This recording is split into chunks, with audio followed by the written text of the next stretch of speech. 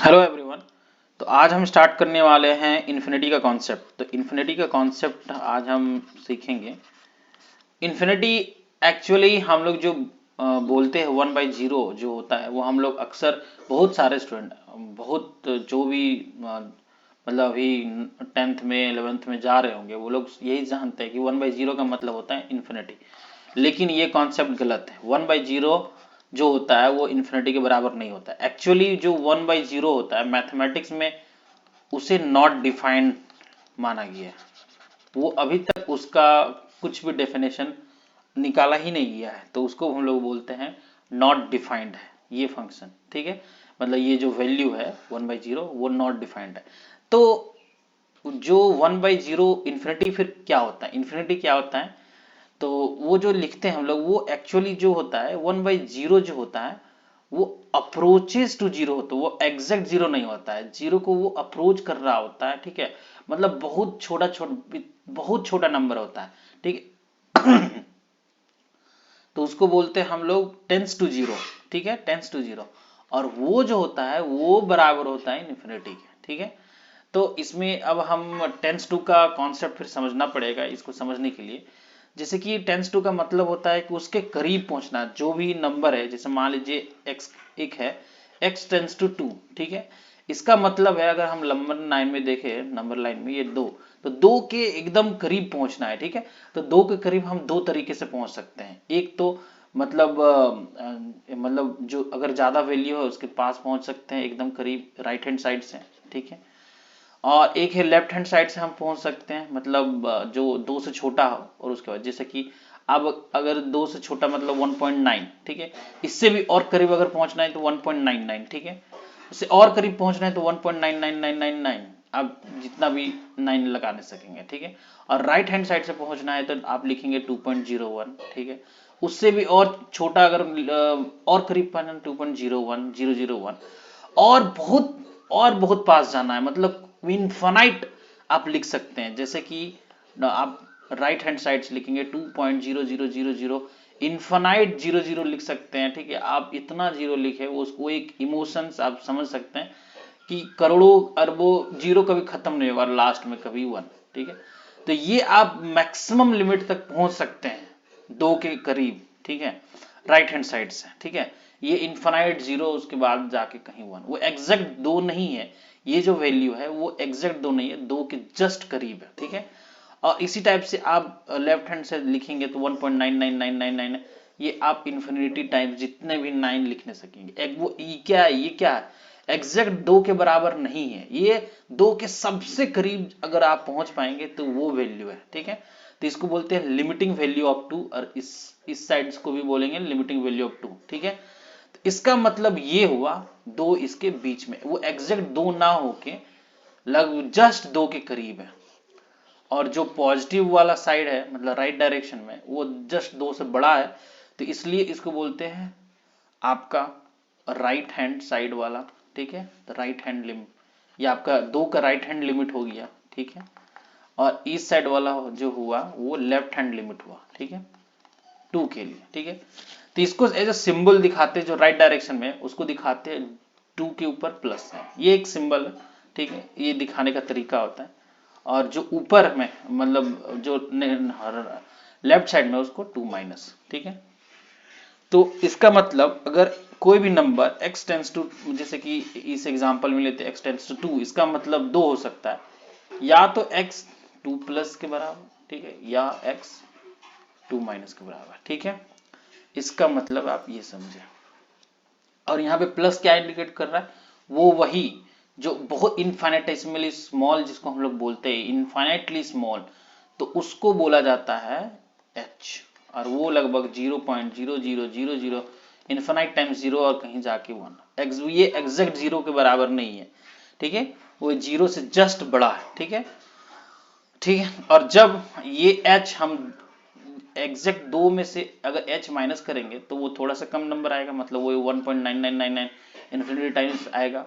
ठीक है, इसी को लिखा गया 2 माइनस, और जो आपका 2 प्लस h हुआ मतलब इसको लिखा गया 2 प्लस, जस्ट दो से थोड़ा सा बड़ा। ठीक है, तो इसका मतलब अगर हम इन शॉर्ट अगर अच्छे से समझें तो आपका x टेंड टू बी 2 को दो पार्ट में लिख सकते हैं आप, एक 2 प्लस और एक 2 माइनस। इस साइड को बोलेंगे राइट हैंड वाला, ठीक है, राइट हैंड लिमिट, और इसको बोलेंगे लेफ्ट हैंड लिमिट, ठीक है, LHL RHL। और 2 प्लस वाले को हम इस टाइप से भी लिख सकते हैं 2 प्लस, और वो इनफाइनाइट स्मॉल जो हम लोग समझे हैं, ठीक है, जो जस्ट बहुत करीब जा सकते हैं, वो h, इसको h से रिप्रेजेंट किया जाता है, और इधर 2 माइनस h। तो ये कॉन्सेप्ट होता है टेंस टू का, ठीक है। Just x is approaching to 2, इसका दो मतलब है, आप दोनों साइड से पहुंच सकते हैं, पॉजिटिव डायरेक्शन से नेगेटिव डायरेक्शन। अगर पॉजिटिव डायरेक्शन से पहुंचे 2 प्लस h, नेगेटिव डायरेक्शन से पहुंच रहे तो 2 माइनस h, ठीक है। तो ये इसका मतलब होता है ये। अब इनफाइनाइट का हम लोग कॉन्सेप्ट समझेंगे, ठीक है। तो जब 1/0, अगर 0 की ओर टेंस हो रहा है तो 0 आप दो तरीके से पहुंच सकते हैं। एक तो आप 0 पॉजिटिव डायरेक्शन से पहुंच सकते हैं, जस्ट 0 से थोड़ा सा बड़ा, वही जो h होता है, ठीक है। और इसका वैल्यू जब आप 0 से इनफाइनाइटली, जब बहुत स्मॉल नंबर आप लेंगे तो वो 0 पॉइंट, करोड़ों जीरो लिखेंगे, इनफाइनाइट जीरो, और कहीं जाके 1, तो वो जब पॉइंट हटाएंगे तो ये आप बहुत बड़ा नंबर आएगा, जिसको एज ए लिखना और किसी भी पॉसिबल नहीं है, उसको इनफाइनाइट से दिखाते हैं। इसका एग्जैक्ट मतलब होता है इनफाइनाइट, मतलब जो डिनोमिनेटर है वो जस्ट 0 से थोड़ा सा बड़ा, और उसी को h बोला जाता है, इसको, ठीक है।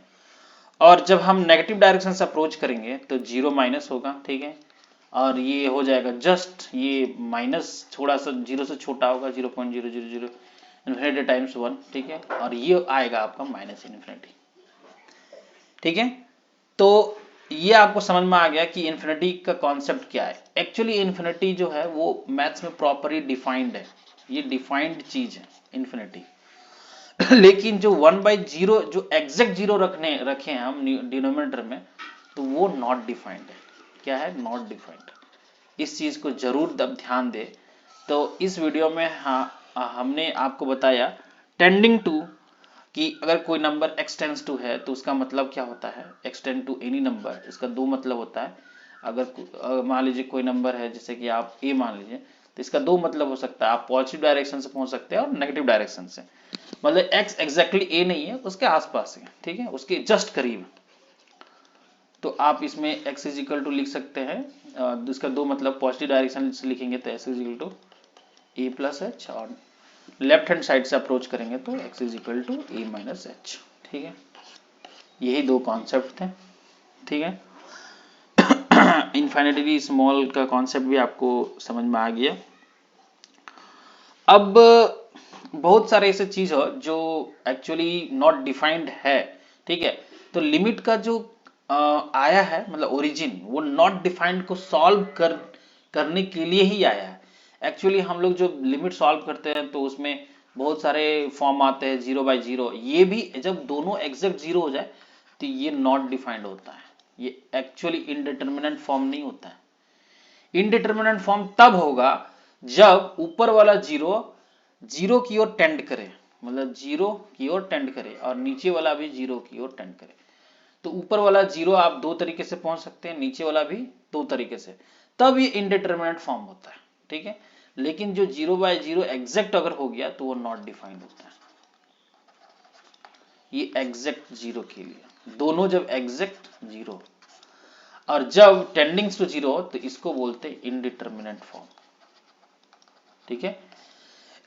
इनडिटरमिनेट फॉर्म इसलिए बोलते हैं क्योंकि ये कुछ भी वैल्यू, इस जो पूरे को सॉल्व करने पे ये कुछ भी वैल्यू आ सकता है, ठीक है।